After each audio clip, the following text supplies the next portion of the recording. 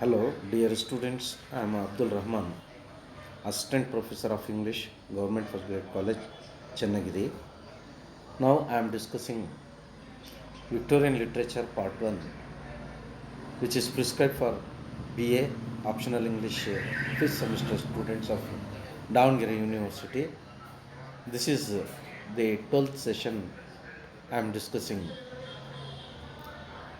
Now I am concentrating on the major poets of the Victorian literature, Alfred Lord Tennyson. This is the photograph of Alfred Lord Tennyson. As we have studied about the brief account of the poets in the last session, Alfred Lord Tennyson, Robert Browning, Matthew Arnold, Gerald Manley Hopkins, Elizabeth Barrett Browning, etc. Now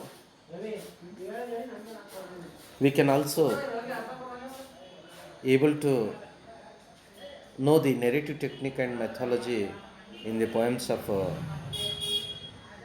Lord Tennyson, the exquisite artistry in the poems of Tennyson. As for the learning objectives of this session is to make the students to understand the exquisite artistry narrative technique in the poems. The learning outcomes, the students will be able to comment on the writing style of Tennyson. Students will be able to understand the uses of literary devices like metaphor, puns, etc.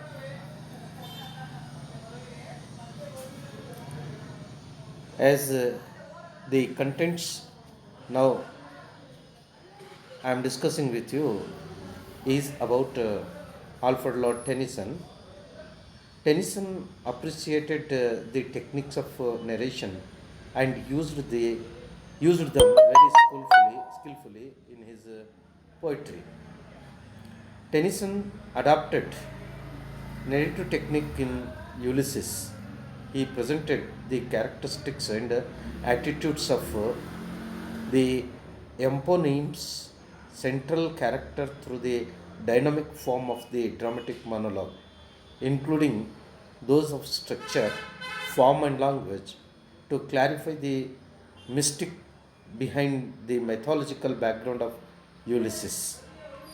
Tennyson adopted the utilization of narrative technique to emphasizes his conviction to only the moral ideas can guarantee the true stories because they depend on upon the eternal paradigm.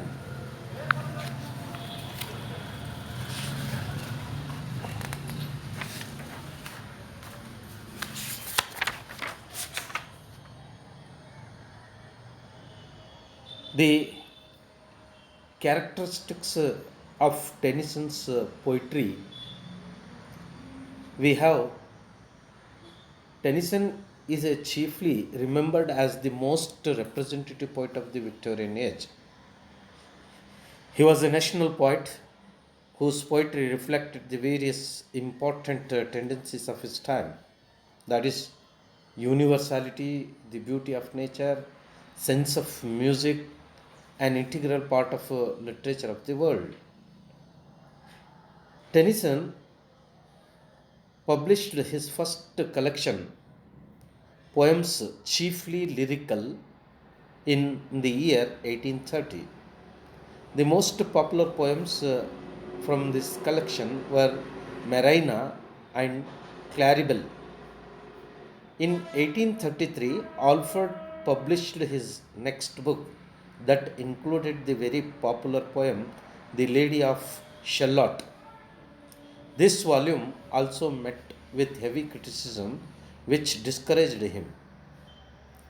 Tennyson's third collection, Poems, was published in 1842 and it received instantaneous success. The Tennyson's Ulysses is in the form of blank verse, and it is the most popular example of the dramatic monologue which has been drawn from Homer's narrative in the poem Ulysses. Tennyson draws the legends and myths to suit his purpose and thoughts in his poems. Tennyson uses many literary devices to portray the nature and attitudes of the mythological character of Ulysses. Tennyson's major works, poems chiefly lyrical, was published in 1830. The Lady of Shalott and other poems published in the year 1832. The Princess published in 1847, In Memoriam in 1847, Maud and other poems 1855, Enoch Arden published in 1864, Locksley Hall 60 years after 1886, The Idylls of the King 1888. You know,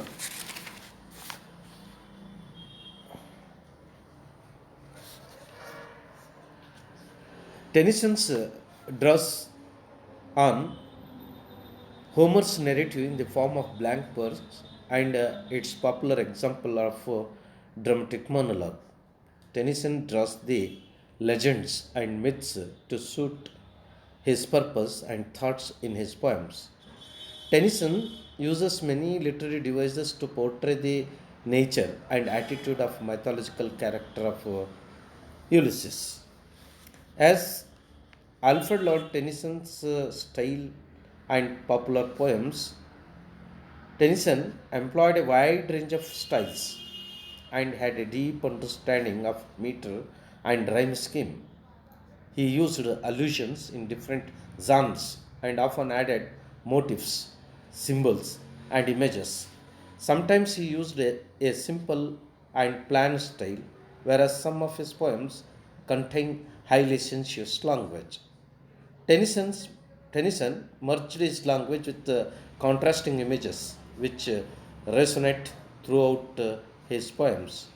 He adopted the richness of imagery from romantic poets like Edmund Spenser and John Keats and handled rhythm tactfully. Tennyson's treatment of myth and old legends is unique.